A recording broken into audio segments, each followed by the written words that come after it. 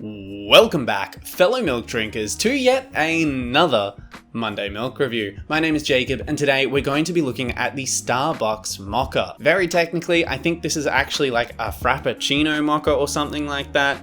Ridiculous extra names. It's a Mocha, that's all you really need to know. This one was found at Captain's Candy. It is kind of expensive at $4.90 for the amount of liquid it holds. This is just about 281 milliliters, so just over a cup of liquid. I'll be putting the nutritional information on screen now for those who are interested, but before we get right into this milk, I just want to quickly say that there's been yet another milk discovered. There is now, I believe, a total of 12 new milks for spring 2021. The addition to all of the ones covered last week is the Dairy Farmer's Banana Split. This seems to be the only new milk discovered in the past 7 days since the last episode. If you have not seen the last episode, go check that out so you can keep up to date with all of the new flavors this spring. If you're too lazy to do that though, I'm just going to quickly flash them on screen for you now. Don't ask for anything more, that's all you're getting. Let's crack straight into this milk now, shall we? It's a glass bottle. Something you really don't see, ever. Listen to that. And I believe it's also got like just a tin sort of metal lid. I don't know how difficult this is going to be to open, so let's find out. I really like that pop noise. It's actually not that hard to open at all. Let's give it a quick sniff. Wow, that's a really strong coffee smell that I'm getting straight away from that. Let's pour it into the glass and have a look at it.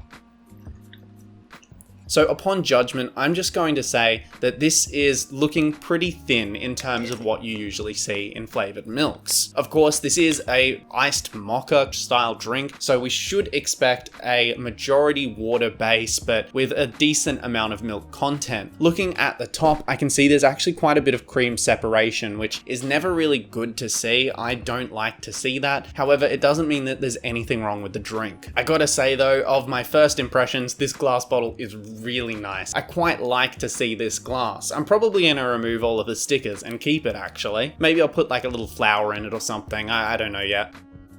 Smelling it from the glass, I'm not quite getting the chocolate. There's a really subtle sweetness, which is definitely within there. It's an undertone. The coffee is definitely the most apparent thing in here, with maybe something behind it, which is chocolate. Let's give it a taste and find out.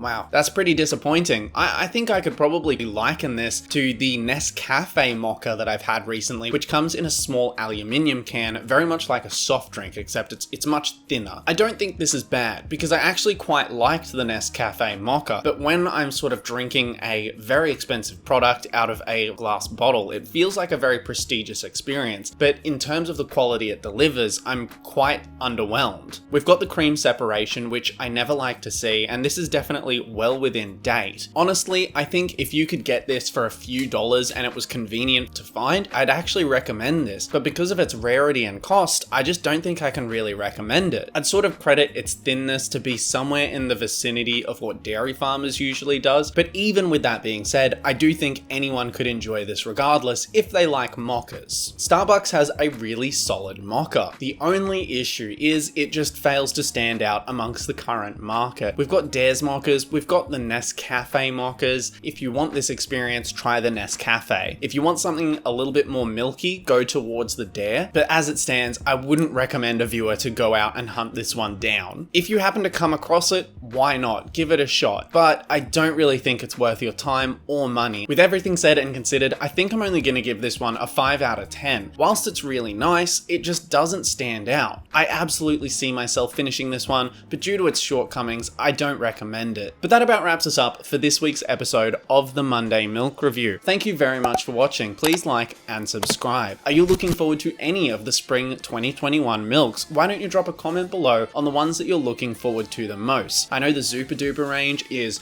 really interesting, as well as the Browns range. I think they're from Western Australia, so it's really exciting to see a whole company in Queensland that we've never seen before. But the same goes for Zupa Duper. I have no idea who they've partnered with to make that happen, but this is a completely new field for that company to step into, which is realistically really impressive to think they've made such a massive gamble. But anyway, thank you once again for watching, and I'll see you next week in the Monday Milk Review.